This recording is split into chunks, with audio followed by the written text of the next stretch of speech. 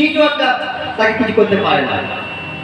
তাই কেউ যদি গোবিন্দকে ভজন করতে পারে বাবা, তাহলে তার সকল কিতাব দেওয়া তুলে যায়, তার আনন্দে ভরে যাইব, ভরে যাইব, জীবনানন্দে ভরে যাইব, নিরানন্দ ভরে যাইব, জীবনানন্দে ভরে যাইব, নিরানন্দ ভরে যাইব, আনন্দে ভরে যাইব।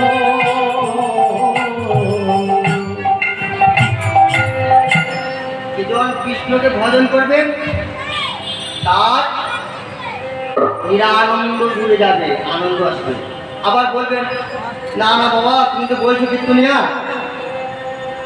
আমরা শুনেছি যে কৃষ্ণকে ভজন করলেই দুঃখ হয়, তাই তো? রাধে হ্যাঁ?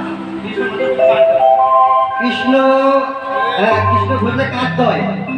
একটা ছোট্ট দৃষ্টান্ত, ছোট্ট দেখবেন, যেখানে দেখবেন ওই লোহাকে পুড়িয়ে দেখবেন কি নাম বলো, কামাশালে একটা খারাপ জং ধরা লোহাকে নিয়ে যাবেন, ওরা লাল করে পিটিয়ে একদম পাথর বানিয়ে দিয়ে, তাহলে ওই খারাপ জং ধরা লোহাটা এখনই গরম করছে, কষ্ট পাচ্ছে, আবার ফেরাচ্ছে, আবার জয় ফেলছে। গোবিন্দ ভক্তকে ঠিক মাত্রে করবে, তারপরে এমন আনন্দ দিবে মা, সারা জীবন আনন্দে ভরে যাবে, আনন্দ আনন্দ দূরে যাবে। তাই আমাদের সকলের উচিত কৃষ্ণকে ভজন করা।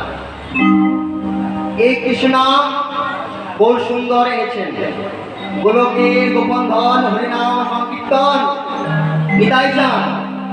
আমাদের এক চক্রা ধাম শ্রীমন নিত্যানন্দ প্রভু জীবের দ্বারে দ্বারে মার খেয়ে নাম দিয়েছে।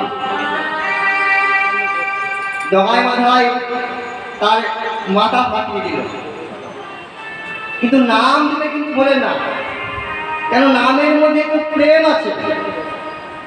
যেজন নাম করবে নামের মধ্যে প্রেম আছে, তাই মহাপ্রভু সে প্রেম দিয়েছে, হরিনামের প্রেম, হরিনামের বন্যা এনেছেন। যদি কেউ ওই হরিনামের বন্যায় ভাসতে পারো, ডুবতে পারো, তাহলে তার আনন্দে পরিপূর্ণ হয়ে যাবে।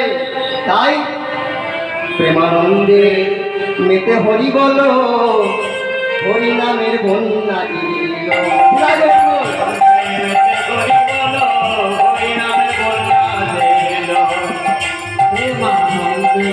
হরি বল, হরি নামের বন্যা দিল।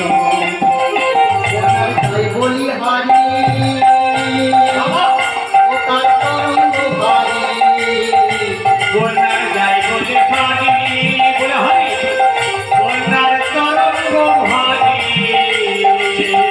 বন্যার যায় বলে হারি,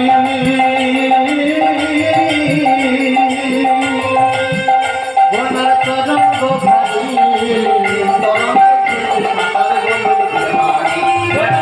তরঙ্গে খেলছে সাঁতার গোলক বিহারী, দেখো তরঙ্গে খেলছে সাঁতার গোলক বিহারী।